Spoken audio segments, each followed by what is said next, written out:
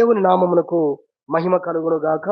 యేసుక్రీస్తు ప్రభువారి పేరట మీకందరికీ ప్రత్యేకమైనటువంటి వందనాలు తెలియజేస్తూ ఉన్నాము. దేవుణ్ణి స్తుతించుదాము. హల్లెలూయా. దేవుని పరిశుద్ధ గ్రంథములో నుండి ప్రభువును స్తుతించుట కొరకు, ఆయనను ఆరాధించుట కొరకు ఒక వాక్య భాగాన్ని నుండి మనము నేర్చుకుందాం. దేవుని పరిశుద్ధ గ్రంథం నుండి కొరింథీయులకు రాసినటువంటి పత్రిక, రెండవ పత్రిక, 7వ అధ్యాయములో ఉన్నటువంటి 6వ వచనాన్ని మనం చదువుకుందాం. 7వ అధ్యాయము 6వ వచనము. అయినను దీనులను ఆదరించు దేవుడు తీతు రాక వలన మమ్మును ఆదరించెను. అపోస్తలుడైన పౌలు మాట్లాడుతూ, తన బృందము మాట్లాడుతూ చెబుతున్న మాట ఏంటంటే, కొరింథీ సంఘానికి చెప్తున్నాడు, దేవుడు మమ్మల్ని ఆదరించాడు అని ఆయన నేరుగా చెప్పకుండా ఒక అద్భుతమైన విధానంలో దేవుడు ఎంత గొప్పవాడో, దేవుని గుణలక్షణాలు ఎంత గొప్పవో వాటిని చెబుతూ, వాటిని ప్రత్యక్షపరుస్తూ తన అనుభవాన్ని, దేవుడు తనకు చేసిన మేలును చెప్తున్నాడు. దేవుడు మమ్మల్ని ఆదరించాడు అని చెప్పడం మాత్రమే కాదు, కానీ ఎవరా దేవుడు అని చెప్పాడు. ఇక్కడ ఎవరా దేవుడు అంటే, దీనులను ఆదరించు దేవుడు తీతు రాక వలన మమ్మును ఆదరించెను. దీనులను ఆదరించే దేవుడు, ఆ దేవుడు మమ్మును ఆదరించాడు. సో దేవుడు తనను ఆదరించాడనే విషయాన్ని చెబుతూ, ఆ దేవుడు ఎవరు, ఏమై ఉన్నాడు, ఎట్టివాడై ఉన్నాడు అంటే, ఆయన యొక్క అద్భుతమైనటువంటి గుణాన్ని, ఒక సుగుణాన్ని ఇక్కడ ఎత్తిపట్టి చెబుతున్నాడు. అదేంటంటే, ఆయన దీనులను ఆదరించే దేవుడు. ఎంత గొప్పవాడండి దేవుడు అనేది. ఆ పిక్చరైజేషన్ ఎలా ఉందంటే, ప్రపంచంలో ఆ ఇమేజ్ ఎలా చూపిస్తున్నారు ఈరోజు జనాల కంటే, దేవుడు అనబడి ప్రజలు పిలుస్తున్న, దేవత అని ప్రజలు పిలుచుకుంటున్న దాన్ని చిన్న పిల్లలు చూస్తే ఆ రోజే వారికి జ్వరం వస్తుంది. నేను దేవుణ్ణి నమ్మని దినాల్లో ఆ అనుభవం నాకు జరిగింది. ఇప్పటికీ చూస్తాం మనం అలాంటి పరిస్థితులు. దేవుణ్ణి ఎలా ప్రజెంట్ చేస్తున్నారు, అసలు ఎలా చూపిస్తున్నారు నాయకులైన వారు, పూజారులుగా ఉన్నవారు. దేవుడు మాకు తెలుసు, దేవుణ్ణి గురించి మేము మీకు చెబుతామనే వారు దేవుణ్ణి ఎలా చూపిస్తున్నారు. అసలు బైబిలు గ్రంథము దేవుడు ఏమై ఉన్నాడో అది బహు స్పష్టంగా, చాలా క్లియర్గా ఆయన యొక్క వ్యక్తిత్వాన్ని గూర్చి చెబుతుంది. అది మాత్రమే సత్యమై ఉన్నది. దేవునికి మహిమ కలుగును గాక. హల్లెలూయా. అది పరిశోధించి తెలుసుకోవచ్చు. దాన్ని పరిశోధించి మీరు తెలుసుకోవచ్చు. ప్రపంచంతో ప్రభు మాట్లాడుతున్నాడు. ఇదిగో బైబిల్ ద్వారా ప్రభు ఏమన్నాడంటే, యెహోవా ఉత్తముడని రుచి చూసి అప్పుడు మాట్లాడండి, మీరు పర్వాలేదు, అంత గొప్ప దేవుడు అండి, నేను అంతే, మీరు నా గురించి అలానే యాక్సెప్ట్ చేయాలి, నేను అట్టివాణ్ణి, మీరు దాన్ని చచ్చినట్టు ఒప్పుకోవాలి అనేవాడు కాదు దేవుడు. మీరు నన్ను పరిశీలించండి, నేను ఎట్టివాడనై ఉన్నానో, ఎట్టి దేవుణ్ణై ఉన్నానో మీరు రుచి చూసి తెలుసుకొని అప్పుడు మీరు నా గురించి మాట్లాడండి. ఇటువంటి దేవుడు అసలు ఎక్కడ దొరుకుతాడు? దేవుడు అనేటువంటి ఆయనకు మాత్రమే ఈ లక్షణం ఉంటుంది. ఆయన మాత్రమే ఇలాంటి మాటలు ఆయన మాట్లాడగలిగినవాడు. కాబట్టి అపోస్తలుడైన పౌలు నిజముగా తన అనుభవాన్ని చెప్తూ దేవుని గురించి అద్భుతమైన విషయాన్ని ప్రొక్లెయిమ్ చేశాడు, లేదా ప్రెజెంట్ చేశాడు. దేవుని గురించి ఒక గొప్ప విషయం ఏంటంటే, ఆయన దీనులను ఆదరించే దేవుడు.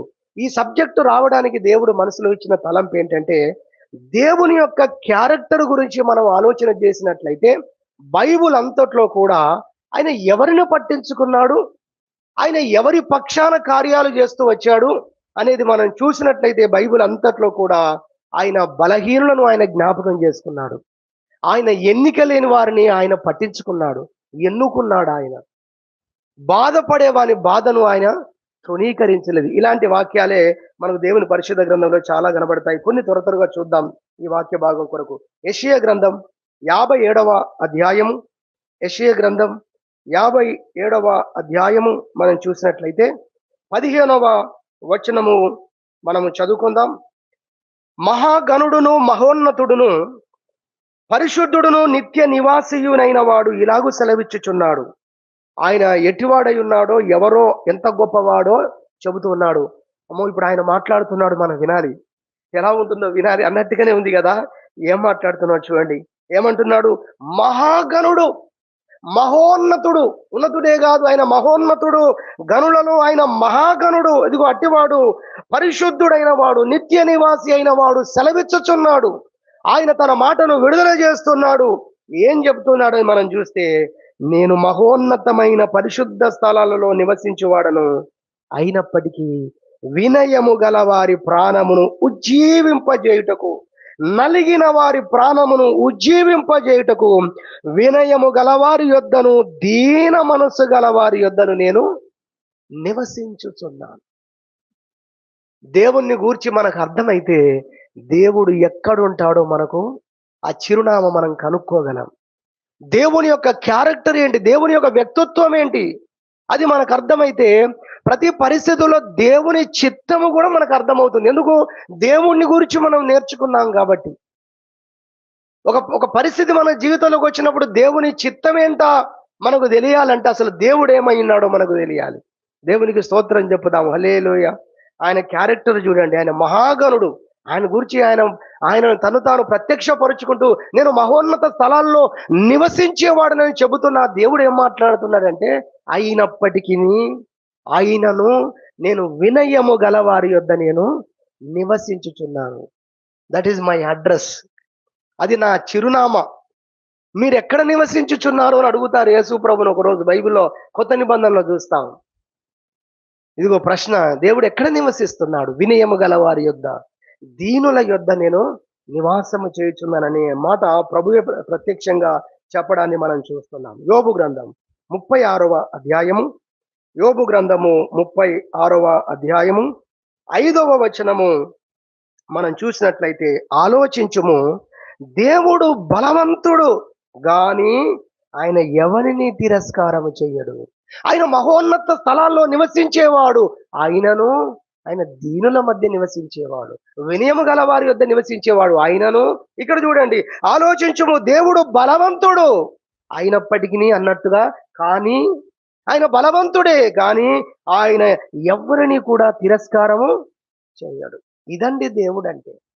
ఈరోజు కొంచెం బలం వస్తే, ఈరోజు కొంచెం జ్ఞానం ఉంటే, ఈరోజు కొంచెం స్థానం వస్తే మనుషులు ఏదో రీతిగా వెళ్ళిపోయి అది గొప్పతనము, అది గొప్ప విషయం అనుకుంటున్నారు. కానీ గొప్పతనం ఎక్కడుంది?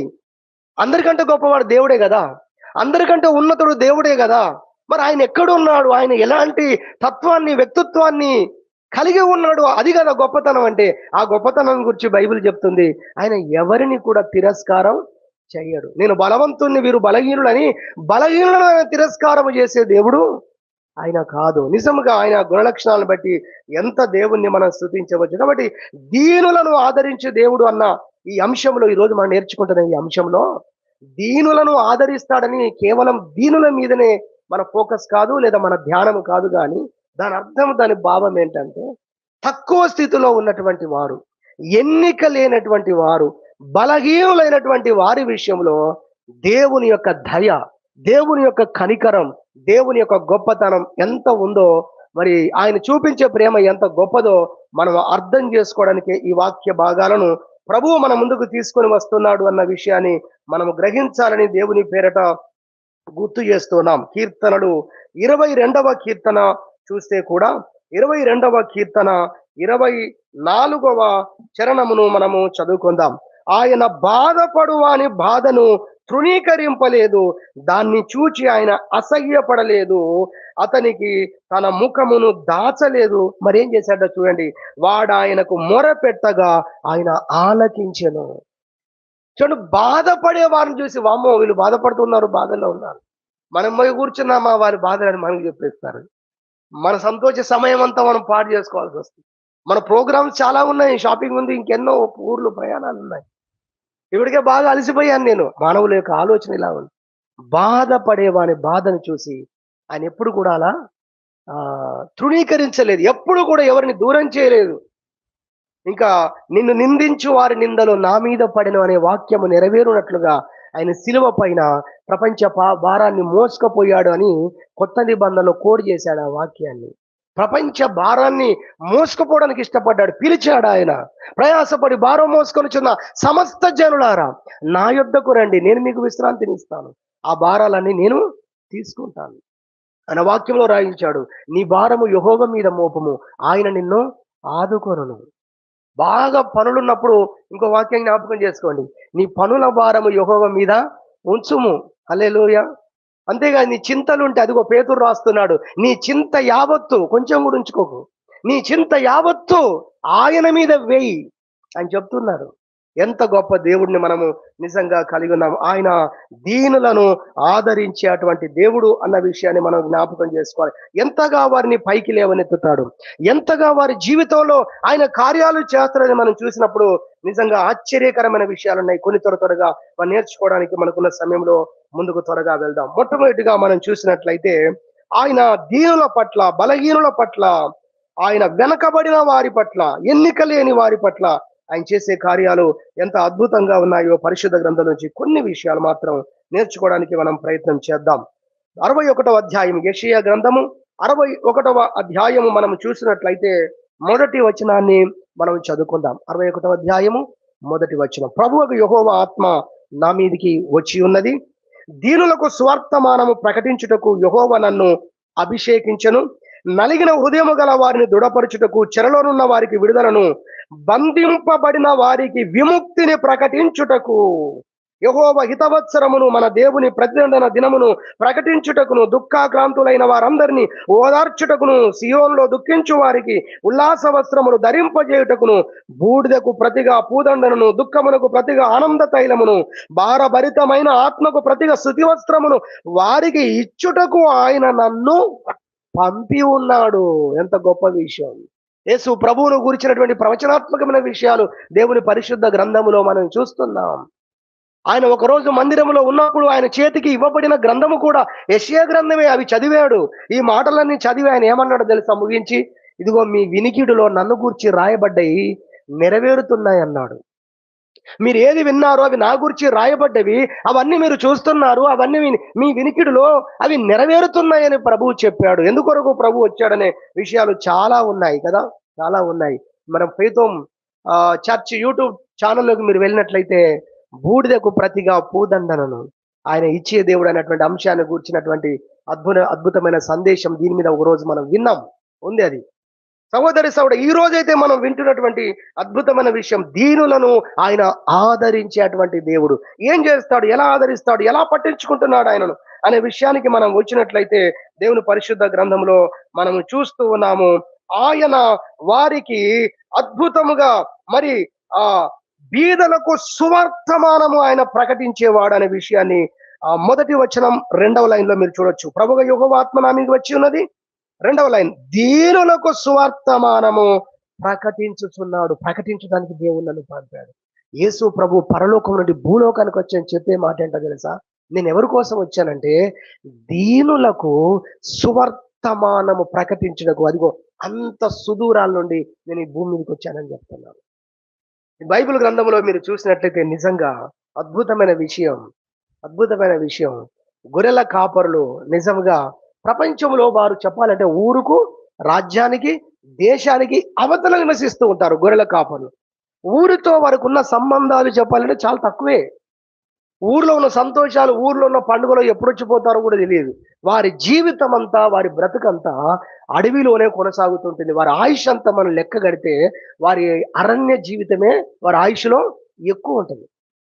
అటువంటి దీనులకు చెప్పాలంటే ఆ రోజు లోక రక్షకుడు భూమి మీద ఉద్భవించిన రోజున దేవదూతలు వచ్చి వారికి ఆ సువర్తమానం ప్రకటించారు.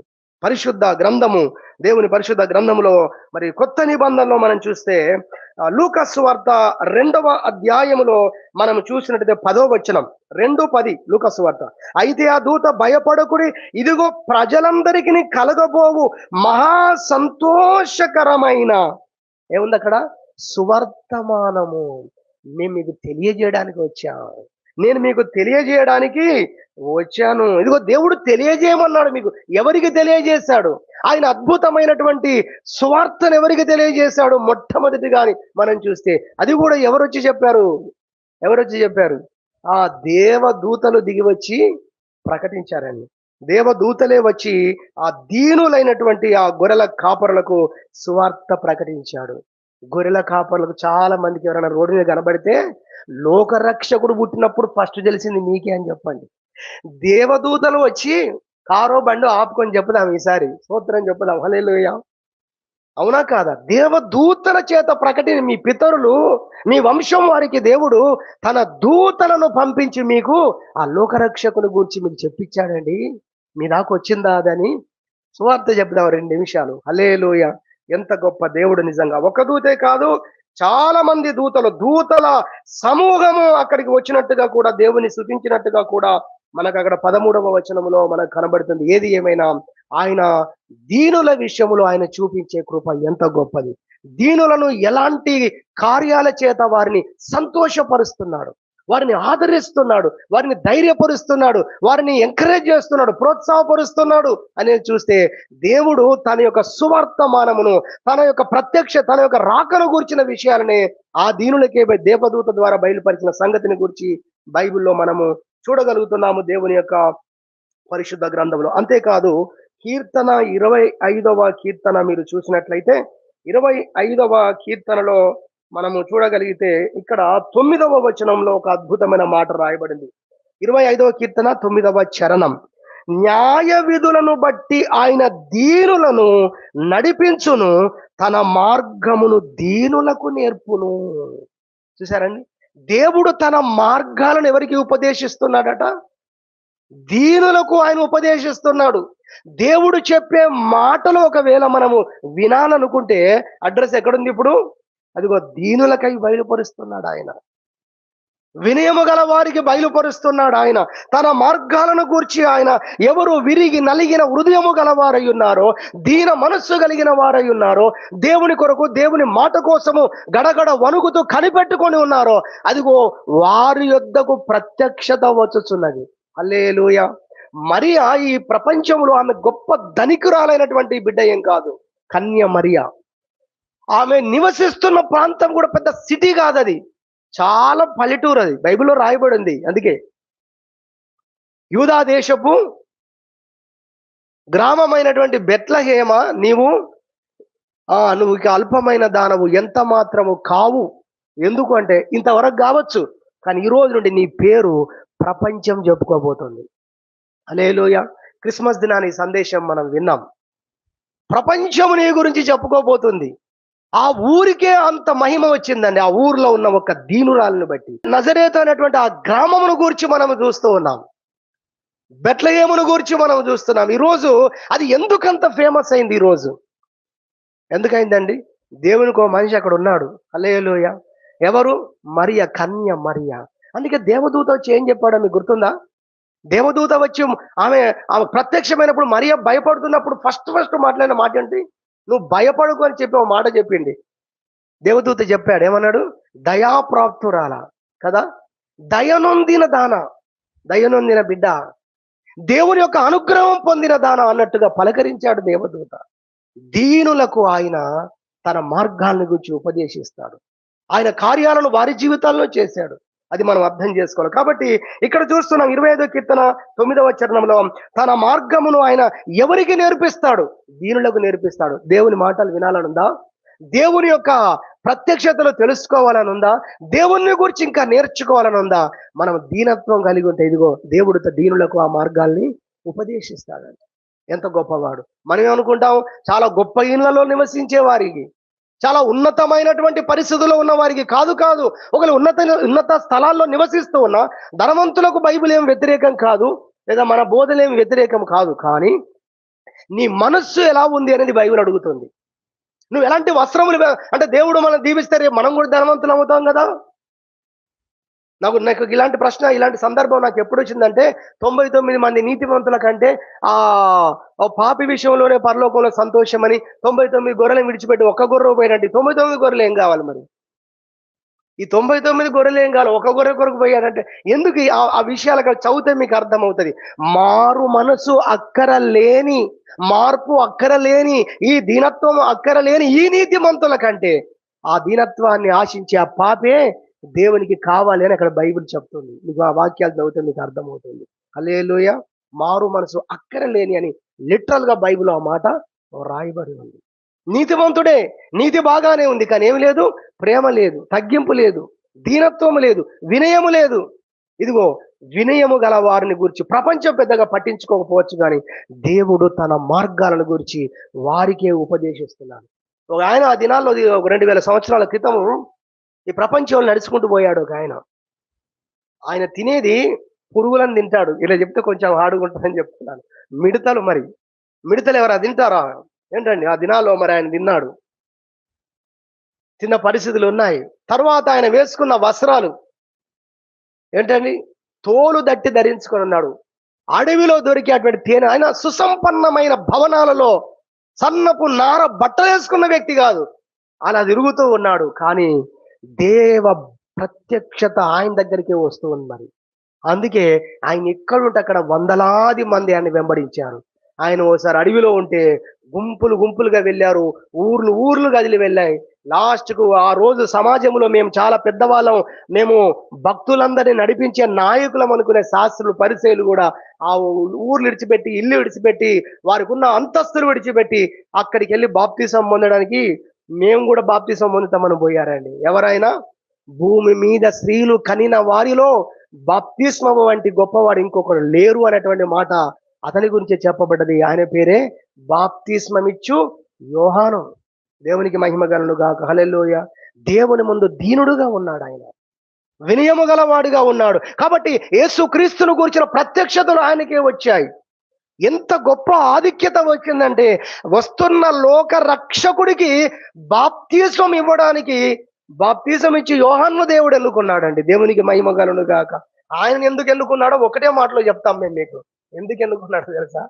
ఆయనలో ఉన్న ఒక లక్షణం చూడండి. ఈ బాప్తిజం సందర్భించిన ఒక్క మాట చెప్తాం. ఆయన ఏంటంటే, ప్రభువా నీ చెప్పుల వారు విప్పటానికి కూడా నేను యోగ్యమే కాదు, నీకు బాప్తిస్మం నేను ఇవ్వటం ఏంటి ప్రభు అని గుండె తరుక్కుపోయేటట్టుగా మాట్లాడగలిగిన దీనత్వము కలిగిన వాడు బాప్తిస్మం ఇచ్చి యోహానండి. దేవునికి మహిమ కలుగును గాక. చూసారా? ఒక్క మాటతో ఆయన మనసు ఏంటో బయటకు వచ్చింది. ఇది జరగవలసి ఉన్నది కాబట్టి జరుగుతున్నాయి. అది జరుగుటకు, జరగవలసిన దాన్ని జరిగించుటకు కూడా దేవుడు ఎన్నుకున్న వ్యక్తి ఎవరాయ అంటే అదిగో బాప్తిసం ఇచ్చి యోహాను. దేవుని ముందు ఎంతో దీనుడుగా, వినయము గల వానికి దొరికే ఆప్షన్స్, అవకాశాలు ఎంత గొప్పగా ఉన్నాయో చూడండి. చూడండి ఎంత అద్భుతం. కాబట్టి బైబిల్ చెప్తుంది మనకు, ఆయన దీనులకు తన మార్గాన్ని బోధిస్తాడు. మొట్టమొదటి అంశంగా మనం చూస్తున్నాము, దీనులను ఆయన పట్టించుకుంటాడులే. దీనులను ఆదరించు దేవుడు. ఆదరించడం అనగా ఆదరించడం అనే కాదు, వారి జీవితంలో కార్యాలు ఎలా చేస్తున్నాడు, కార్యాలు చేసే విషయాలు, వారిని పట్టించుకునే విషయాలు, వీటన్నిటిని గురించి నేర్చుకోవడానికి మనం వింటున్నాం. అందులో మొదటిగా ఆయన వారికి తన సువర్తమానమును ఆయన వారికి తెలియజేసేవాడై ఉన్నాడు. నిజంగా మనకంటే జ్ఞానులు ఉన్నారు. మన దాకా వద్దాం ఇక. మనకంటే జ్ఞానులు ఉన్నారు, తెలివైన వారు ఉన్నారు, ప్రొఫెసర్స్ ఉన్నారండి. దేవుడు దొరకలేదండి వాళ్ళకు. మనకి ఏ పాటి జ్ఞానం ఉందండి? దేవుడు దొరికాడు. దేవుని తెలుసుకున్నాం. మనకున్న చిన్న జ్ఞానంలోనే ఏంటి, దేవుని నమ్మగలిగాం మనము. యేసు క్రీస్తుని నిజమైన దేవుణ్ణి, లోక రక్షకుణ్ణి దేవునిగా కలిగి ఉండే గొప్ప భాగ్యము ఇదిగో ఈ దీనునికి, ఈ దీనులమైన మనందరికీ దొరికిందంటే నిజంగా ఎంతగా దేవుడు మనల్ని కనికరించాడు. దేవునికి మహిమ కలుగును గాక. హల్లెలూయా. ఆ రోజున్న ఆధ్యాత్మికమైనటువంటి పెద్ద కాలేజీ, గొప్ప వ్యక్తి, గొప్ప ప్రొఫెసరు గమలీయేలు, అలాంటి వ్యక్తి దగ్గర, ఆయన దగ్గర కూర్చొని పర్సనల్ గా దేవుని వాక్యాన్ని నేర్చుకుంటూ ధర్మశాస్త్రము నేర్చుకున్న సౌలు అనేటువంటి అత్యాసక్తి కలిగిన వాడిని, మతం కొరకు, దేవుని కొరకు, యెహోవా భక్తుని నేను అనుకునే వ్యక్తికి యేసుక్రీస్తు ఆ రోజు అర్థం కాలేదు, దొరకలేదండి. ఇదిగో ఈ దీనులకు యేసు ప్రభు దొరికాడు, అర్థమయ్యాడు. ఆయన ఈరోజు దేవుని బిల్లంగా మనం ఈరోజు కలిగి ఉన్నాము. నిజంగా మన ఎడల దేవుడు ఎంత కృప చూపించాడు. హల్లెలూయా. ఈ దేవుని సువార్తమానం మనకు దొరకకపోతే, ఈ దేవుని గురించి మనం తెలుసుకోక, ఈ ప్రపంచంలో ఎన్ని మనం తెలుసుకున్నా, ఎంత మనం తెలుసుకున్నా, మనము వ్యర్థులమే. హల్లెలూయా. థామస్ అల్వా ఎడిసన్ ఆయనను సన్మానిస్తూ, గొప్ప చేస్తూ, అనేక విషయాలు పలుకుతూ, మాట్లాడమని మైకి ఇచ్చినప్పుడు ఆయన చెప్పిన మాట కూడా అదే. దీనికంటే నా జీవితంలో ఈ యొక్క కరెంటును, ఈ ఎలక్ట్రిక్ బల్బ్ నేను కనిపెట్టాను, దాన్ని బట్టి లోకమంతా కూడా చీకటితో ఉన్న లోకం వెలిగింది. కానీ అంతకంటే గొప్ప విషయం, దేవుడు నా జీవితాన్ని వెలిగించాడు, దేవుణ్ణి తెలుసుకున్నాను. అదే దీనికంటే కూడా అత్యధికంగా నా హృదయంలో కలిగే సంతోషం అని చెప్పాడు. దేవునికి మహిమ కలుగును గాక. హల్లెలూయా. అలా చాలా మంది శాస్త్రవేత్తలు చెప్పారు. అలాంటి భావాలు కలిగి ఉన్నారు వాళ్ళు. వాళ్ళు ప్రకటించారు దాన్ని. కాబట్టి మనం తెలుసుకుందాం. మొట్టమొదటిగా ఆయన దీనులకు తన సువార్తమానమును ఆయన తెలియజేసేవాడై ఉన్నాడు. ఒక ఆయన మంత్రి.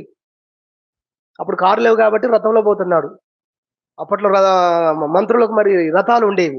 రథంలో వెళ్తున్నాడు. కానీ దేవుని గురించి తెలుసుకోవాలనే ఆసక్తి. ఆ దేవుడు ఏమై ఉంటాడా? ఆ దేవుని యొక్క లక్షణాలు ఏంటా అని ఆసక్తి అండి. పాపం ఆయన రథంలో పోతూ కూడా ఏం చేస్తున్నాడు? ఇప్పుడున్నట్టుగా రాజీవ్ రహదారులు అంత స్ట్రైట్ గా టీ తాగితే కూడా కప్పు కదలకుండా ఉండే రోడ్లు అప్పుడు ఏమి లేవు.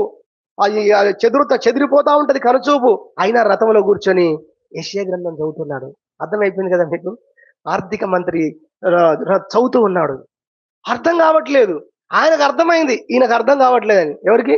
ఆయనకు అర్థమైంది, ఈయనకు అర్థం కావట్లేదు.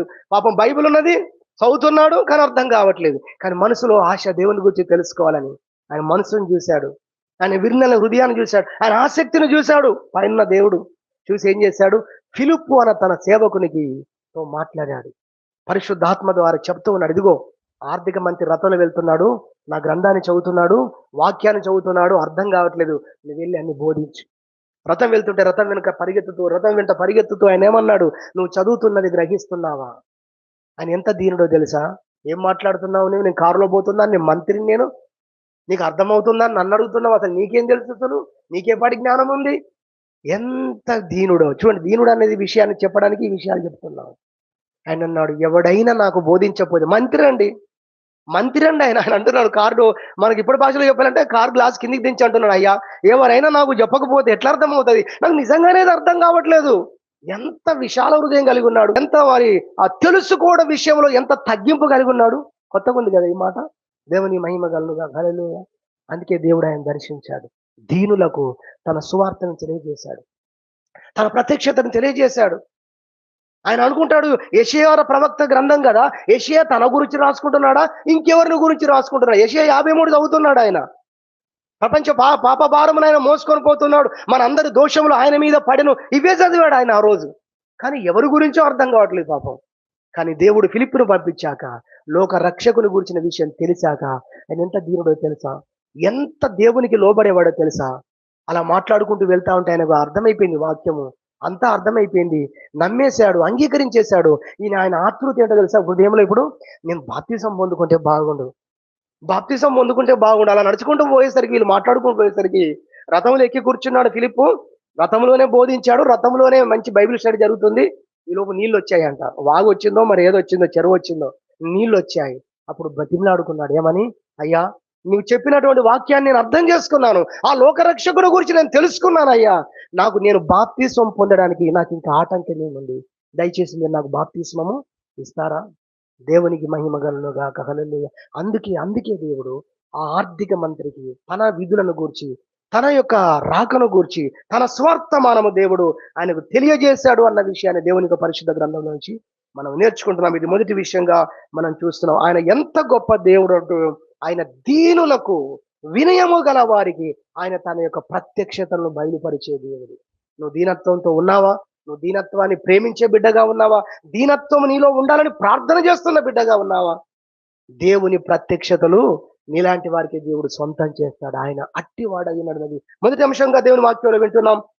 రెండవదిగా మనం దేవుని యొక్క వాక్యంలో చూసినట్లయితే 146వ కీర్తనలో మనం చూస్తే, 146వ కీర్తన మనం చూడగలిగినట్లయితే అందులో 8వ వచనము నుండి మనము చదువుకోవచ్చు. 14వ వచనం చదువుదాం. 145వ కీర్తన అండి. 145వ కీర్తన 14వ వచనం. యెహోవా పడిపోవు వారందరినీ ఉద్ధరించువాడు, కృంగిపోయిన వారందరినీ ఆయన లేవనెత్తువాడు. కృంగిన వారందరినీ లేవనెత్తువాడు. దేవుని యొక్క వ్యక్తిత్వాన్ని గురించి మనం నేర్చుకుంటున్నాం. ఆయన దీనుల పట్ల ఆయన హృదయ వైఖరి ఎలా ఉందో మనం అర్థమైనప్పుడు నిజంగా దేవుణ్ణి మనం స్తుతిస్తాం. కృంగిపోయి ఉన్న వారి విషయంలో ఆయన వారిని లేవనెత్తేవాడు అని దేవుని యొక్క వాక్యం కనబడుతుంది. ఎవరైనా నిరాశలోకి వెళ్ళిపోయిన వారుగా ఉన్నారా? కృంగిపోయిన వారుగా ఉన్నారా? మనుషులైతే అటు వారికి ఎక్కువ శాతం దూరంగా ఉండడానికి ప్రయత్నం చేస్తారు. కానీ దేవుని నేత్రము ఎవరి కోసం వెతుకుతుందంటే, ఎవరు కృంగిపోయి ఉన్నారా? ఎక్కడో అడవిలో ఒక వ్యక్తి ఉన్నాడండి, ఊరు విడిచిపెట్టి బ్రతుకు మీదనే ఆశలు వదిలేసుకొని, ఇక బ్రతకాలనే ఆశే లేకుండా చనిపోవాలనుకొని వెళ్ళిపోయి అడవిలోకి వెళ్ళిపోయి మనుషులకు కనబడనంత దూరం వెళ్ళిపోయి అక్కడ చచ్చిపోతే బాగుండని కృంగిన వాడై దేవునికి ప్రార్థన చేస్తున్నాడు. దేవా, నన్ను చంపేవారు తిరుగుతున్నారు, నన్ను చంపాలని దేశపు రానే ఆలోచన చేస్తుందంట. వాళ్ళు చంపక ముందే ప్రభు వాళ్ళ చేతిలో నేను తెచ్చిపోవడం ఏంటి?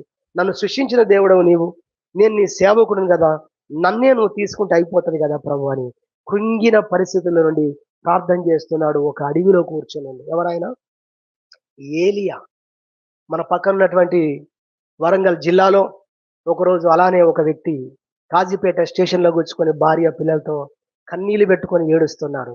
అయ్యో, నేను ఇంకొకసారి ఈ కాజీపేట స్టేషన్ నేను ఈ వరంగల్ పట్టణానికి నేను నా జీవితంలో నేను చచ్చిపోబోతున్నాను, ఇదే కదా నేను ఆఖరి చూపు అని కాజీపేట స్టేషన్లో కూర్చొని కన్నీళ్లు పెట్టుకున్నాడు, ఏడ్చాడు. తన ఊరికి వెళ్ళిపోయాడు, తమిళనాడుకి వెళ్ళిపోయాడు. ఇక నేను చనిపోవాలని చెప్పి అనుకున్నాడు. మనసులో ఒక ఆలోచన, చనిపోయే ముందు ఒకసారి దేవుని సన్నిధికి వెళ్ళి ప్రార్థన చేసుకొని అడవిలోకి ఎవ్వరికి కనపడనంత దూరం వెళ్ళి ఎంత ఏడవాలో అంత ఏడ్చి, ఎంత రోధించాలో అంత రోధించిన తర్వాత ఇక నేను చనిపోతాను అనుకొని అడవిలోకి వెళ్ళిపోయాడు. అలా అతడు ప్రార్థన చేయడం మొదలుపెట్టాడు. మరి అతని గురించి మనం విన్నట్లయితే అతను అలా ప్రార్థన చేస్తున్నటువంటి సమయాల్లో దేవుని యొక్క స్వరాన్ని ఆయన విన్నాడు. హల్లెలూయా. నువ్వు ఎందుకు కృంగిపోయిన పరిస్థితిలో ఉన్నావు, లేదా ఎందుకు నువ్వు బాధపడుతున్నావు? దేవుని నేనున్నాను, కృంగిన వారిని లేవనెత్తే దేవుని నేను ఉన్నాను కదా, నేను నీ జీవితాన్ని బాగు చేస్తాను, నీ యొక్క కంపెనీ బాగు చేస్తాను, నీ బిజినెస్ బాగు చేస్తాను, అన్ని నేను బాగు చేస్తాను, మరలా వెళ్ళు అదే వరంగల్ పట్టణానికంటే మళ్ళీ వచ్చాడు. వరంగల్ పట్టణంలో మళ్ళీ తన ఫ్యాక్టరీ, అది కేక్ ఫ్యాక్టరీ మళ్ళీ ప్రారంభం చేశాడు. ఆ కంటైనర్ వస్తుంది, గోదావరి కని కూడా వస్తుంది. నేను భూపాలపల్లిలో చూశాను 2 సార్లు, మన గోదావరి మీ నుండే వచ్చింది అది. అక్కడక్కడ బేకరీ షాపులో కూడా కృప బేకరీ అనేటువంటి పదం, గ్రేస్ బేకరీ అని మీకు ఆ పదం కనబడుతుంది. ఇప్పుడు అనేక రాష్ట్రాలకు సప్లై చేస్తూ ఉన్నారు. అంతేకాదు ఆయన దేవుని సేవను చేస్తూ దేవుని సేవను కూడా ముందు కొనసాగుతున్నారు. వారే దైవజనులు జడ్సన్ అబ్రహాం గారు. హల్లెలూయా. అర్థమైన మన దేవుడు ఎంత గొప్ప దేవుడు అంటే ఆయన కృంగిన వారిని ఆయన లేవనెత్తే అటువంటి దేవుడు. ఎవరు నిరాశలో ఉన్నారో, ఎవరు కృంగిపోయిన వారుగా ఉన్నారో, అదిగో ఏలియా తన జీవితంలో ఇక చాలు నా బ్రతుకు అనుకున్న వ్యక్తిని ఆయన బలపరిచాడు, ఆయనకు ఆహారం పెట్టించాడు, దేవదూత ప్రత్యక్షతనిచ్చాడు. చనిపోవాలనుకున్న వ్యక్తిని బలపరిచి, ఎవరు చంపాలనుకుంటున్నారో ఆ దేశానికి, ఆ ఊరికి, ఆ పట్టణానికి ఆ వ్యక్తి ముందు నిలబడి మరలా దేవుణ్ణి గూర్చి చెప్పగలిగినంత బలమైన వ్యక్తిగా ఆ వ్యక్తిని మార్చేశాడంటే నిజంగా ఇటువంటి దేవుడు ఎక్కడున్నాడు? ఇటువంటి దేవుణ్ణి మనం కలిగినందుకు ఎంత మనం సంతోషించాలి, ఎంతగా మనం దేవుణ్ణి స్తుతించాలనేది ఈ 2వ అంశం ద్వారా మనం గ్రహించగలుగుతున్నాం. ఆయన కృంగిన వారిని లేవనెత్తే అటువంటి వాడు. ఆయన దీన పరిస్థితుల్లో ఉన్నటువంటి వారికి ఆయన తన మాటలను వారికి చెప్తాడు, స్వార్థమానం తెలియజేస్తాడన్నది మొదటిగా విన్నాం. రెండవదిగా ఆయన వారిని ఆ దీన పరిస్థితుల్లో వారు కృంగిపోయిన పరిస్థితుల్లో ఉంటే ఆయన వారిని లేవనెత్తేవాడు అనే విషయాన్ని దేవుని యొక్క వాక్యముల నుండి మనం నేర్చుకుంటున్నాం. అది 2వ విషయము. మూడవదిగా మనము చూసినట్లయితే దేవుని యొక్క వాక్యములో మనం చూసినట్లయితే 1 కొరింథీ పత్రిక 1వ అధ్యాయము 26వ వచనములో మనం చూసినట్లయితే చాలా విషయాలు ఉన్నాయి. ఆయన వెర్రి వారిని, బలహీనులను, నీచులైన వారిని, తృణీకరింపబడిన వారిని, ఎన్నికలో లేనటువంటి వారిని దేవుడు ఎన్నుకుంటున్నాడట. హల్లెలూయా. చూడండి, బలహీనమైన వారి పట్ల, ఎన్నిక లేని వారి పట్ల, దీనుల పట్ల, తోసివేయబడ్డ వారి పట్ల, తృణీకరింపబడిన వారి ఎడల దేవుని వైఖరి మీరు చూడండి. దేవుడు వారిని సెలెక్ట్ చేసుకుంటున్నాడట. హల్లెలూయా. తన ప్రేమను వారికి చూపించడానికి, తాను ఎట్టివాడై ఉన్నాడో అట్టి స్థితిలో ఉన్న వారిని ఆయన ఏమి చెయ్యగల సమర్థుడో ఈ ప్రపంచానికి ఆయన చూపించాలని ఆయన ఇష్టపడుతున్నాడు. మనం చరిత్రలో మనం చూసినట్టయితే ఇందాక థామస్ అల్వా ఎడిసన్ గురించి మనం విన్నాం కదా. ఆయనను గూర్చి ఆయన వెళ్తున్న స్కూల్లో ఉన్న టీచర్లు కానీ, ఆయనకు బోధించిన వారందరూ కూడా అసలు చాలా వాళ్ళకి హెడ్ఏక్ అయిపోయేదట. అందుకని వాళ్ళ ఇంటికి ఉత్తరం రాశారట, అమ్మ మీ పిల్లవాడికి చదువు మీరే చెప్పుకోండి, మేము చెప్పలేము, మాకు తలపోటు వస్తుంది. అంతా చదువులు అంత దారుణమైన పరిస్థితుల్లో ఉన్న వ్యక్తి అని అతని గురించి చెప్పారు. కానీ ఎలక్ట్రికల్ బల్బును కనిపెట్టే అంత జ్ఞానాన్ని దేవుడు అతనికి ఇచ్చాడు. ప్రపంచంలో ఉన్న మేధావులందరూ ఆయన ముందు చేతులు కట్టుకొని నిలబడినంత గొప్ప వ్యక్తిగా దేవుడు ఆయనను మార్చాడు. దేవునికి మహిమ కలుగును గాక. హల్లెలూయా. అదే విధంగా మనము చూసినట్లయితే మరి ఆ గొప్ప ప్రసిద్ధ శాస్త్రవేత్త సర్ ఐజక్ న్యూటన్. సర్ అనేది ఆయన బిరుదు అన్నమాట. ఈ ఐజక్ న్యూటన్ కూడా స్కూల్లో ఆయనకు సీట్ ఇవ్వలేదట. చాలా స్కూళ్ళలో ఆయనకు చూసి ఆయనకు ఎగ్జామ్ పెట్టి చూసుంటారు. ఆ పరిస్థితులు ఆయనకు వచ్చిన మార్కులు చూసి ఇలాంటి వాడిని మా స్కూల్లో కాలేజీలో చేర్చుకుంటే మా కాలేజీ పేరు పోతుంది, స్కూల్ పేరు పోతుందని ఎక్కడ ఆయనకు అవకాశం ఇవ్వలేదంట. కొన్ని కాలేజీల్లో చేర్చుకున్న తర్వాత కూడా ఆయన తీసేశారట, తొలగించేశారట, పేరు తీసేశారట. ఈయన మాకు వద్దు, వేరే వ్యక్తిని పెట్టుకుంటాం, మాకు పేరు వస్తుందని. కానీ మనం చూస్తాం ఆయన ప్రపంచంలోనే గొప్ప శాస్త్రవేత్తగా, శాస్త్రవేత్తలకే మహా నాయకుడుగా దేవుడు ఆయనను తీర్చిదిద్దాడండి. వీళ్ళంతా దేవుని యందు విశ్వాసం ఉంచిన వాళ్ళే. అర్థమవుతుందా? స్తోత్రం చెప్పుదాం. హల్లెలూయా. ప్రభు బిడ్డలండి, ప్రభు యందు విశ్వాసం ఉంచిన వారండి వాళ్ళు. దేవుడు వారిని ఎంత గొప్పగా వారిని ఆశీర్వదించాడో మనం చూస్తున్నాం. కాబట్టి ఎన్నిక లేనటువంటి వారిని, వెర్రి వారిని, నీచులైన వారిని, తృణీకరింపబడిన వారిని ఆయన ఏం చేశాడు? ఆయన వారిని ఎన్నికైన వారిగా చేయడం మాత్రమే కాదు, ఎన్నికైన వారు కూడా వెనుకకి వెళ్ళిపోయేంత లెవెల్లో వారిని ముందుకు తీసుకొచ్చాడు దేవుడు. దేవునికి మహిమ కలుగును గాక. కాబట్టి దీనులైనటువంటి వారిని చెప్పాలంటే మరి ఆ యొక్క ఎన్నిక లేనటువంటి వారిని, దీన పరిస్థితి, ఎన్నిక లేని పరిస్థితి, తృణీకరించబడ్డ పరిస్థితి, ఒక దీన పరిస్థితి అది. కానీ దేవుడు వారిని ఏం చేస్తున్నాడు? ఆయన వారిని చేర్చుకున్నాడు, వారిని గొప్ప చేశాడని బైబిల్లో కనబడుతుంది. యోహాను సువార్త 9వ అధ్యాయం 35వ వచనంలో మీరు చూసినట్లయితే ఒక గుడ్డివాడు బాగుపడతాడు.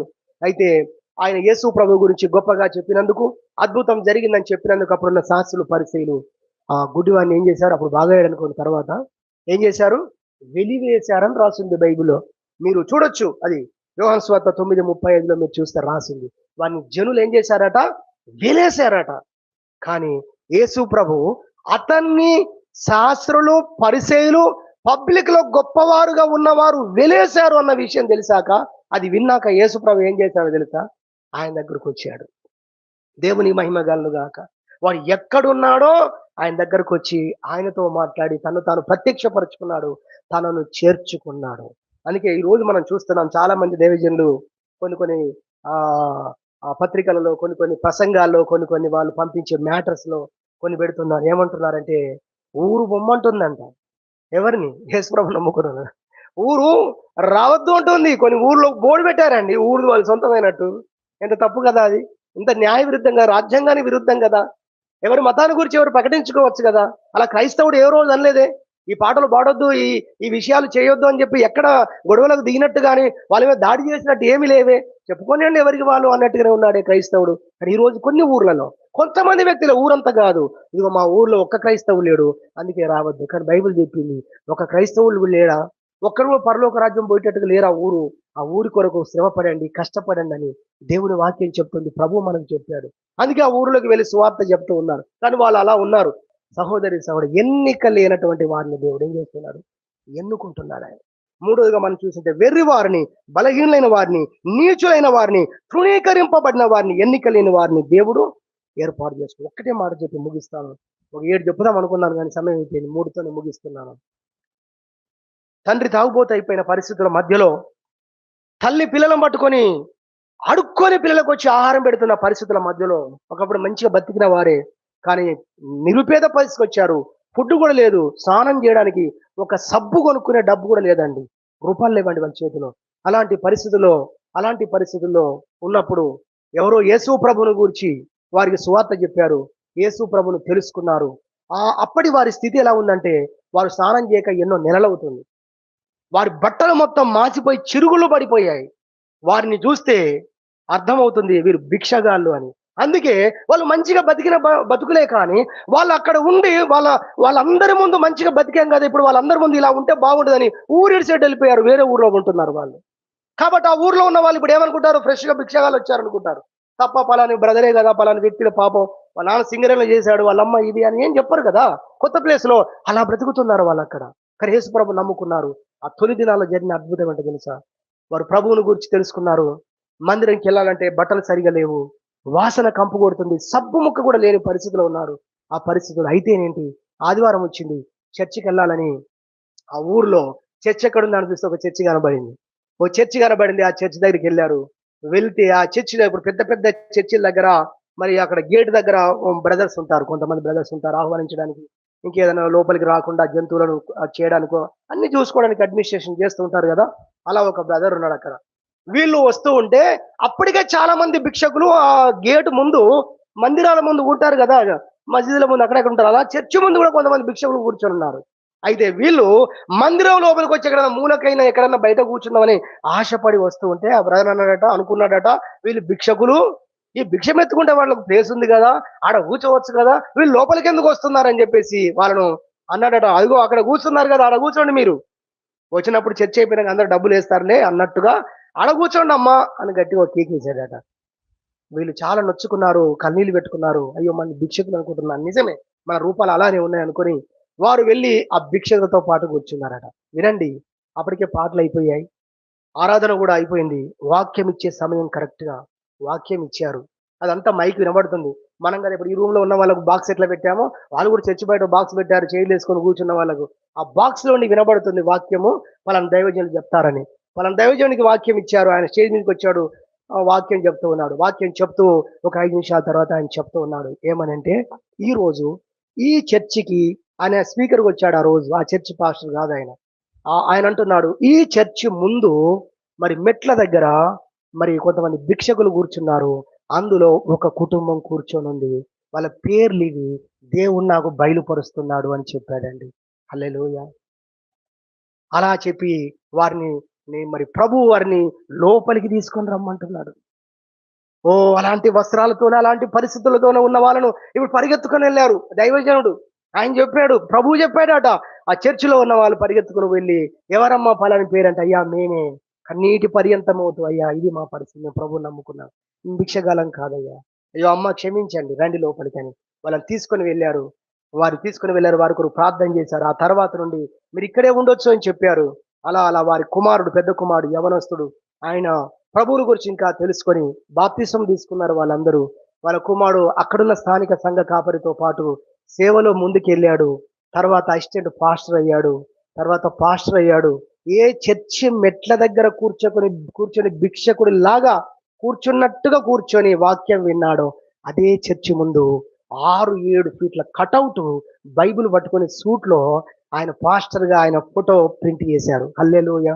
అంతేకాదు శ్రీలంక నుండి ఒక బృందం ఇండియాకి వచ్చినప్పుడు, ఆ చర్చికి వచ్చినప్పుడు, ఆ బృందం వచ్చినప్పుడు, ఆ బృందంలో ఉన్నటువంటి వచ్చినటువంటి బృందంలో ఉన్న పాస్టర్ గారు ఈయన సాక్ష్యం విని, ఈయన యొక్క జీవితాన్ని గురించి విని, ఈయన నడవడి ప్రవర్తన అంతా చూసి ఆయనకు నచ్చి ఆయన టీంలో ఉన్న ఒక అమ్మాయికి వివాహం, మరి ఈ అబ్బాయితో వివాహం చేయాలని నిశ్చయించుకుంటే, ఈ కడు దీన పరిస్థితులు ఉన్నాయి, దీనుడు ఎన్నిక లేని వాడుగా, వెలివేయబడ్డవాడుగా, తుణీకరింపబడిన వాడుగా ఉన్న ఈ సహోదరుని శ్రీలంకకు విమానంలో తీసుకెళ్లారు.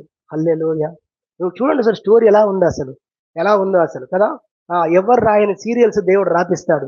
ఎవరు రాయని నాటకీయమైనటువంటి రచనలు అక్కడ కూర్చొని ఆయన రచిస్తున్నాడండి. అంత అద్భుతంగా విమానంలో ప్రయాణం చేసి వెళ్ళిపోయి శ్రీలంకలో ఆ అమ్మాయి యొక్క తల్లిదండ్రులు వాళ్ళ చర్చిలో అత్యంత వైభవంగా ఆయన మ్యారేజ్ జరిగింది. ఆయన మ్యారేజ్ కు స్పెషల్ గెస్ట్ గా శ్రీలంక ప్రభుత్వం యొక్క ఆర్థిక మంత్రి ఈ పెళ్లికి సాక్ష్యంగా సంతకం పెట్టాడు. హల్లెలూయా, హల్లెలూయా. ఆయన హైదరాబాద్కు వచ్చాడు మొన్న మధ్య. క్రీస్తు బోధలు, క్రీస్తు వాక్యాలు, క్రీస్తు ప్రభు చేస్తున్న కార్యాలన్నీ ప్రపంచం ముందు సజీవ సాక్ష్యాలు. ఆయన ఎన్నిక లేని వారిని, తృణీకరింపబడిన వారిని ఆయన ఎన్నుకునే దేవుడు. ఎంత అంటే ఎన్నిక చేయబడ్డ వాళ్ళను కూడా ఓవర్టేక్ చేయగలిగినంతగా వాళ్ళ జీవితాలు ఆయన కార్యాలు చేయగలిగిన వాడన్న విషయాన్ని దేవుని యొక్క వాక్యము ద్వారా మనం నేర్చుకున్నాం. కాబట్టి దీనుల పట్ల, బలహీనుల పట్ల ఆయన ఏ విధానములు ఆయన ఆయన మరి స్పందించే దేవుడో అనేది మనం నేర్చుకోవడానికి, దీనులను ఆదరించే దేవుడు అన్న అంశంలో మన 3 అంశాలు మనం నేర్చుకోవడం జరిగింది. మొదటిగా దీనులకు ఆయన తన సువర్తమానమును తెలియజేస్తాడు, తన మాటలు ఆయన వారికి బయలుపరుస్తాడనేది దేవుని యొక్క వాక్యము ద్వారా మొదటిగా మనం వినడం జరిగింది. రెండవదిగా ఆయన కృంగినటువంటి వారిని, నిరాశలో ఉన్న వారిని ఆయన లేవనెత్తే దేవుడు అనేది రెండవదిగా మనం దేవుని యొక్క వాక్యంలో నుంచి మనం నేర్చుకోవడం జరిగింది. అదే విధంగా మూడవదిగా ఆయన బలహీనులైన వారిని, నీచులు అయిన వారిని, తృణీకరింపబడిన వారిని, ఎన్నిక లేని వారిని ఆయన ఎన్నుకునే దేవుడు అనే విషయాన్ని మనం దేవుని వాక్యం నుంచి విన్నాం. దీన్ని బట్టి దేవుని స్తుతించాలని దేవుడి వాక్యం మనందరి నిమిత్తమై దీవించును గాక. ఆమేన్. ప్రార్థన చేసుకుందాం.